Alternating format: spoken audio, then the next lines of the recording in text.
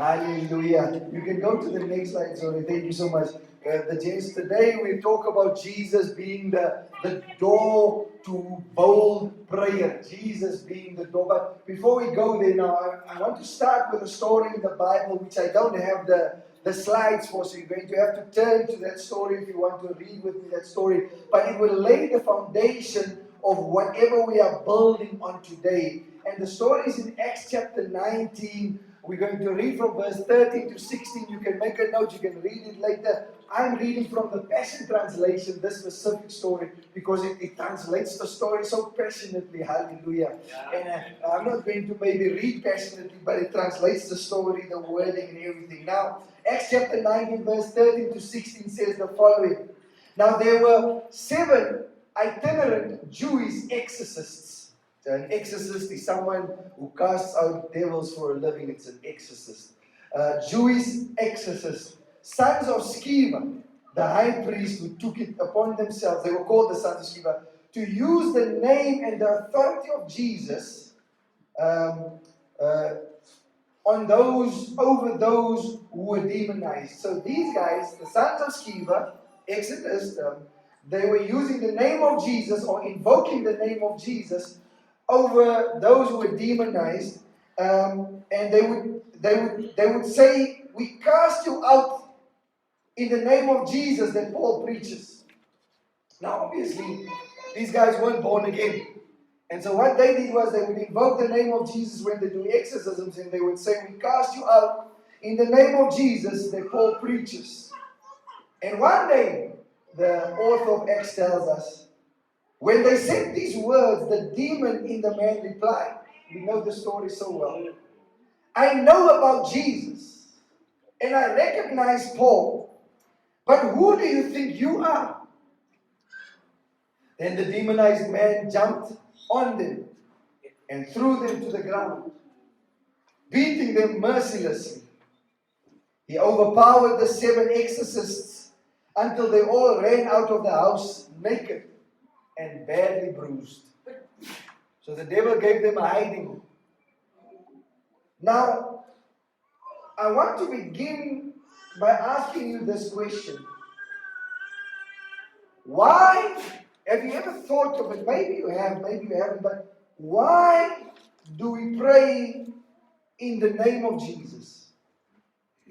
Think about it. Why do we invoke the name of Jesus when we pray? All of us, when we pray, our prayer always ends in the name of Jesus or starts in the name of Jesus. When we pray for healing, we say, "Be healed in the name of Jesus." When we bind demons, we say, "We bind you. We cast you out. We rebuke you in the name of Jesus." When we pray for provision, we do it in the name of Jesus. When we pray for protection, we do it in the name of Jesus. When we finish praying and we are done praying, we say in the name of Jesus, Amen. Hallelujah.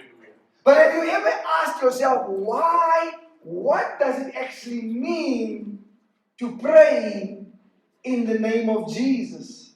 Why did Jesus teach his disciples to pray in his name?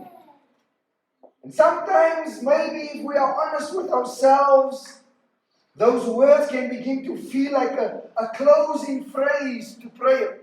You even feel guilty if you didn't say in the name of Jesus after you have prayed. Because that's what Christians do. Over time, that phrase can become so familiar that we even stop thinking about it when we pray in the name of Jesus. In some cases, people even begin to treat that name like a formula. You have to pray in the name of Jesus in order for your prayers to be answered. It can begin to sound as if the right words at the end will somehow make this prayer effective. In the name of Jesus, now I know my prayer will be heard. It is almost like sometimes we use it as if it's some form of magical words that we say at the end of during the prayer to guarantee or to have a closer hit to the answer of the prayer. But Jesus did not give us and his disciples a formula to pray. When Jesus instructed his disciples to pray in his name, he was actually revealing something far deeper than what they realized at that moment. He was teaching them something about access to God in the most holy of holies, in the presence of God. He was teaching them something about the authority that is under God and about the representation that is before God. In other words, there was a protocol involved, or there is a protocol involved when he approached the King of Kings and the Lord of Lords. Amen. And so he was helping them understand how to go through this protocol, that you cannot just approach a king's throne or the throne of grace just like that. And to understand what Jesus meant, we need to step back and look at something that shaped the entire Old Testament relationship between God and his people. So we are going to take a step back now into the Old Testament, and then we will answer the question that we have just asked. Now, we need to understand that in the Old Testament, there was someone we called, who had a title that was called the high priest. And in order for Israel to worship properly, they needed a high priest. And this is one thing that we need to understand throughout the Old Testament, is that, and it is unmistakable, that God is holy. And sinful humanity cannot simply walk into the presence of a holy God without a mediator. Right? We are in the Old Testament. It still counts, but we are in the Old Testament. And so after the fall in Genesis, which we've spoken about a lot, access to God had become restricted. In other words, humanity was out of the Garden of Eden. You don't just go into the presence of God anymore because there was sin. So now the access to God has become restricted. You don't just go to the king to talk to the king anymore. Humanity couldn't approach God anymore casually like they used to in the Garden of Eden. And that's why, in order for God to approach his people, and for the people, the temple system then existed in Israel. They built the temple. That's what I'm basically saying. And so God in his mercy provided a way then for his people to approach him. But the access was not direct. It couldn't be direct. It can't be direct. The access has to be mediated. Mediated means someone else goes in your place because of the sin. So that's why the temple system. So someone had to stand between the people and God, and that person was the high priest. Right? Are you with me? We are in the Old Testament. That person was the high priest. Once a year, the high priest entered the most holy place in the temple. We know he went behind the curtains. The inner room represented the very presence of God amongst his people. So you as a normal person couldn't go in there. The high priest had a whole uniform on. They had a rope around his waist. He had bells on his cloak, so that when he stops moving, no one else can go in there to go and fetch him if he had collapsed and had sin in his life. And so what had happened is they would pull him out from the rope that was tied around him, because everyone was too scared to go in the presence, because you couldn't go in the presence of God behind the curtain. And so that's what was happening. There was an inner room that represented the presence of God amongst his people, and no one could enter that place. Not the priests, not the Levites, not the people. Only the high priest could enter into the Holy of Holies that's behind the curtain in the temple system. And even he could not even enter casually.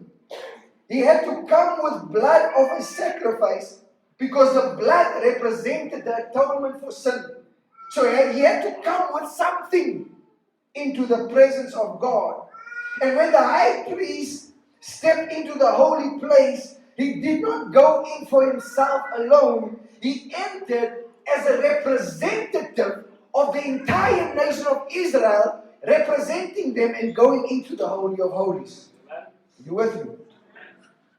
Scripture tells us that the high priest wore a breastplate with 12 stones, each stone representing one of the 12 tribes of Israel. And when he stood before God, he carried the names of the people with him in the presence of God. This is very important. When he stood before God, he carried the names of the people he's representing before God in God's presence. So remember that, make a mental note of that. We are coming back to that.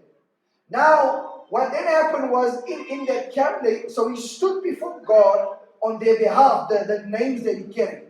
Then on the Day of Atonement, there was one day each year that defined Israel's relationship with God. It was called the Day of Atonement.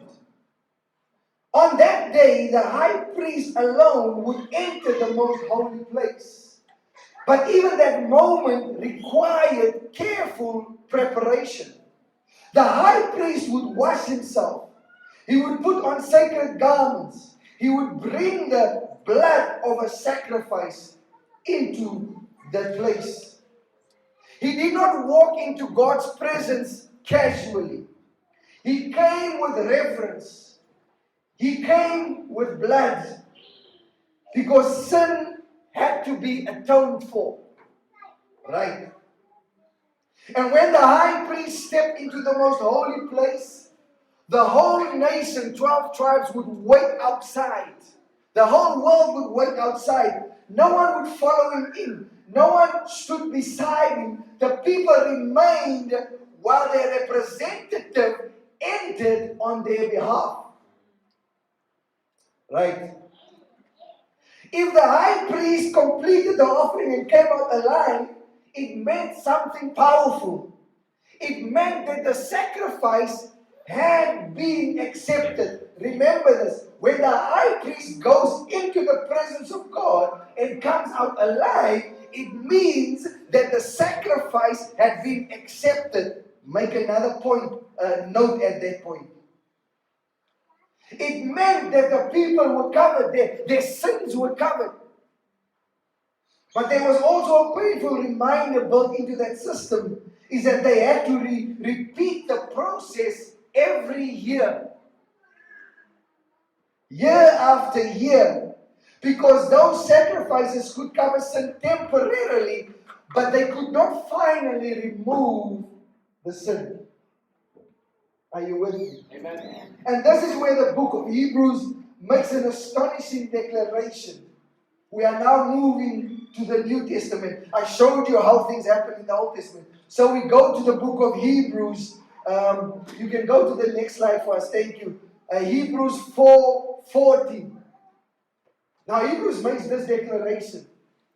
He says, therefore, since we have a great high priest who has ascended into heavens, Jesus, the Son of God, let us hold firmly to the faith we profess.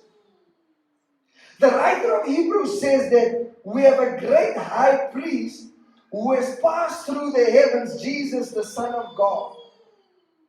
Now, Jesus is simply not just another high priest in the long line of Israel's history.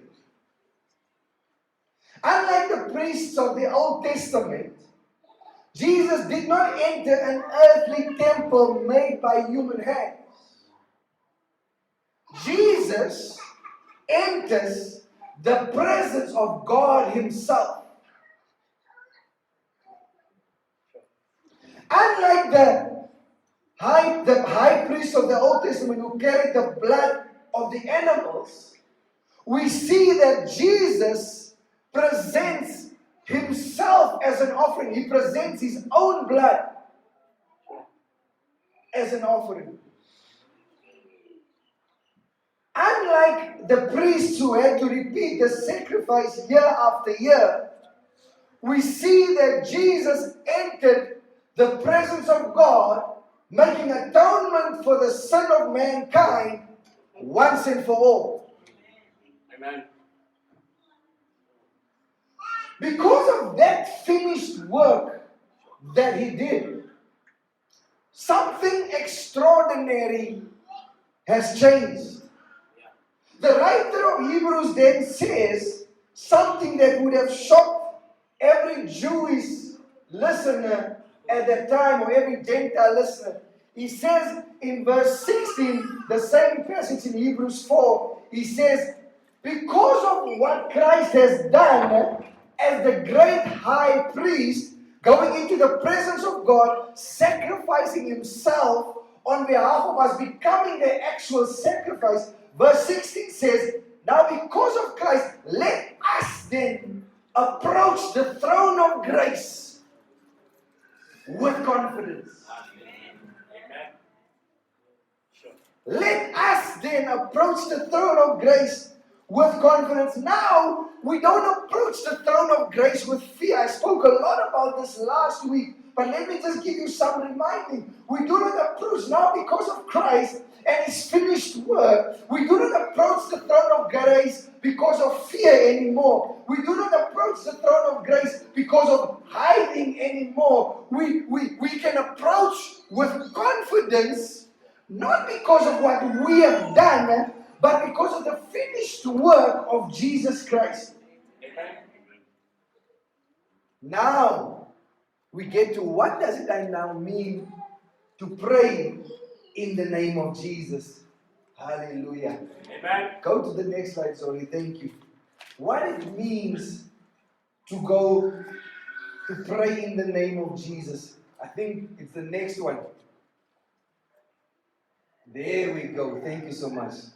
Now, this helps us understand what Jesus meant when he told his disciples to pray in his name. Now we are getting clues. In John chapter 14, Jesus says that whatever we ask, let me read it there, and I will do whatever you ask in my name, so that the Father may be glorified in the Son. You may ask me for anything in my name, and I will do it. You will ask me for anything in my name. So Jesus says that whatever we ask in his name, he will do so that the Father may be glorified in the Son. I'm going through this very slow, I know, because I want us to understand. Now, many people would then assume that praying in the name of Jesus simply means adding those words to the end of the prayer. But Jesus was not giving us a formula. He was revealing to us a relationship. What do I mean by that? When the high priest entered the most holy place, he entered representing his people in the Old Testament. He carried their names before God. In the same way, Jesus now stands before the Father, representing us, Amen. carrying our names Come on. before God. Hallelujah. Come on. This means that when we pray in the name of Jesus, we are not approaching God on our own record and what I have been doing as Owen. We are not approaching God based on our own record and our own accomplishments and our own things that what we have done. When we pray in the name of Jesus, we are approaching God based on what Jesus Christ had done for us. Amen. Come on. Come on. Amen. We are coming because Christ has been accepted on our behalf. The offering, remember I said, when the priest comes out of the Holy of Holies alive, it means the offering has been accepted. Our great high priest went into death. He died. He rose again. He came out again alive, which means the offering has been accepted. Hallelujah. We are approaching God to through the finished work of the great high priest. We are not coming before God because we performed well this week. We are not coming before God because we fasted and prayed this week. We are not coming before God because we prayed the whole night or woke up in the middle of the night to pray a few hours this week, or we've done this or we have done that. We are not coming. We are coming because Christ has been accepted on our behalf. That gives me access to God through the Holy of Holies. Come on, amen. Come on. But praying in Jesus' name means more than representation in the Holy of Holies. It also means alignment. Okay. Being aligned. Remember, I think a few months ago we spoke a lot about praying that aligns the heart, our prayers being aligned. It speaks about alignment. Now, we need to understand that an ambassador sent by a king does not invent his own message. You will see if you watch the news that the ambassador of America comes with a message of America in South Africa. Whether you agree with him or not, he couldn't care less. He's here on an assignment. Whether you think he's right or he's wrong, he is here to represent his government in South Africa. Are you with me? Yeah. And so an ambassador sent by the king then does not represent his own message. He needs to, in order for him to stay in his ambassadorial role, he needs to constantly align himself with his government, his message, with the one who sent him. And so an ambassador represents the king's will. And so when the ambassador speaks, he speaks under the authority of the one who sent him, whether he agrees with that person or not. He comes here, that person's will.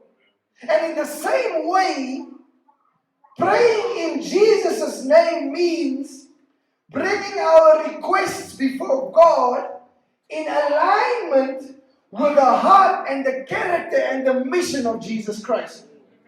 Now we go back. He says, and I will do whatever you ask in my name. In other words, it's not about, Lord, curse this neighbor of mine because they have been mean to me. It's not about, Lord, give me a Ferrari because I like to drive, or give me this. There's nothing wrong with asking that. But when we ask, we need to make sure it is aligned with the will and the purpose and the mission of God. So when you ask whatever is in the will and the purpose and the mission of God, He will give it to you so that the Father in heaven can be glorified through the Son. Hallelujah. We must understand that it's not a blank check. It is if it's aligned with the one who cashes the check.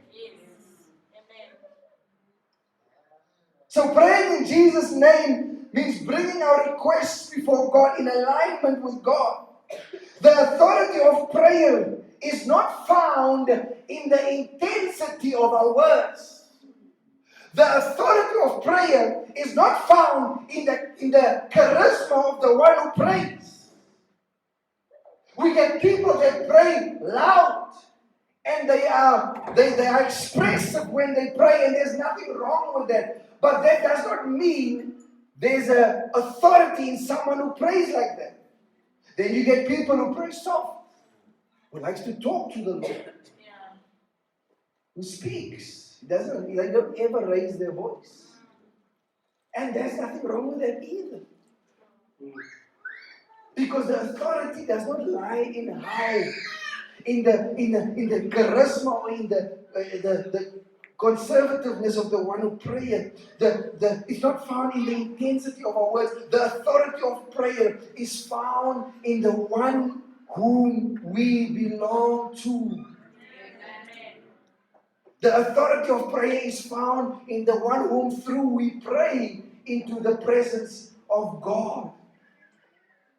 But I want to go a little bit deeper still.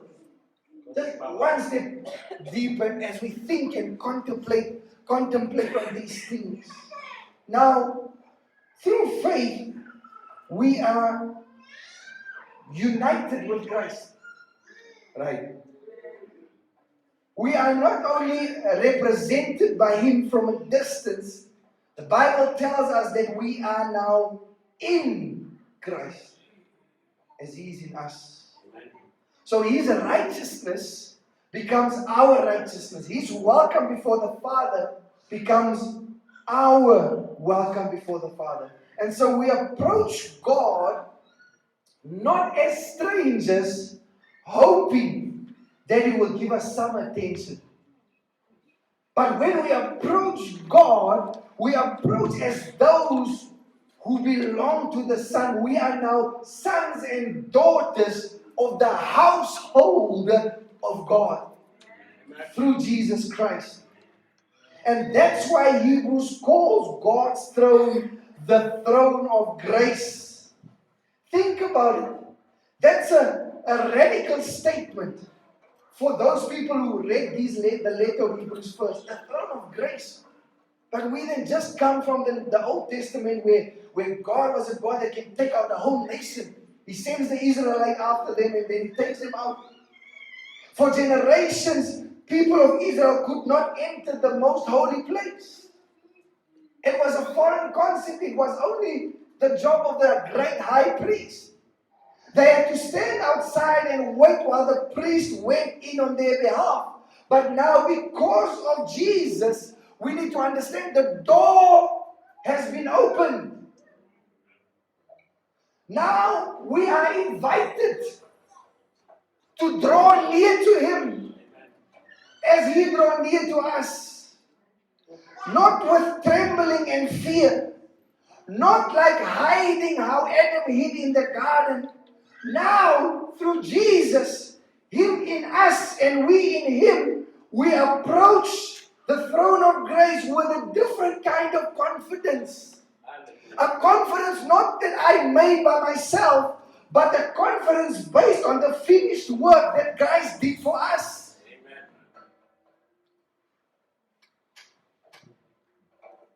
The throne we approach is not a throne of condemnation. It is described as a throne of grace, which means we approach God's throne through Jesus.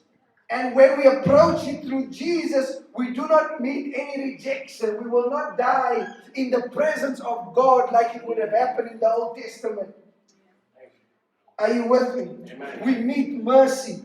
We receive grace. We find help in our time of need. Hallelujah. Amen. We pray. So praying in Jesus' name does not mean that every request will be answered exactly in the way we expect it to be answered. Praying in Jesus' name means I align my heart and my plans to the will and the purposes of God, and He decides how and when He will answer the prayer.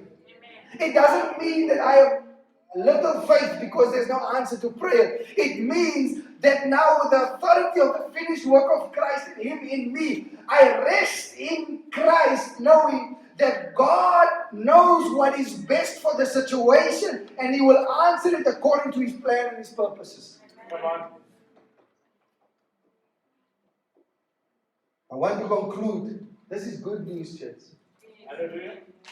The same humanity that once hid in the garden is now invited to approach the throne of grace. Why? Because Jesus is our high priest. No one else. Because He entered once and for all. Because He carried our sin. Because He opened the door. So when we pray this week, I want to challenge you. When we pray this week, do not pray like someone trying to earn an audience with God. You already got His attention, Jesus. His eyes are already on you. You don't need to pray as someone who tries to earn an audience. Pray like someone who has already been welcomed into the presence of God. And when you say the words in Jesus' name, remember what they mean. It's not just a formula. You are coming through the one who made access possible. So when I say in the name of Jesus, I approach His throne through the Son who made access possible. And so I can approach with confidence because I know that I am in Christ and Christ is in me, which is the hope of glory. When God looks at me, He sees Christ. I am covered by the blood of Jesus. So He doesn't see my sin and what I've done wrong this week. He sees Jesus, the perfect sacrifice. And so when I pray in the name of Jesus, it reminds heaven and the spiritual realm of the finished work of Christ. But it also reminds me that I can do nothing out of my own to approach the throne of God. I have been welcomed because of my position in Christ and Christ's position in me. Hallelujah. You are not using a formula. You are coming through Him who made it possible, because through Christ the door is open. As a matter of fact, Christ is the door. No one can come to the Father except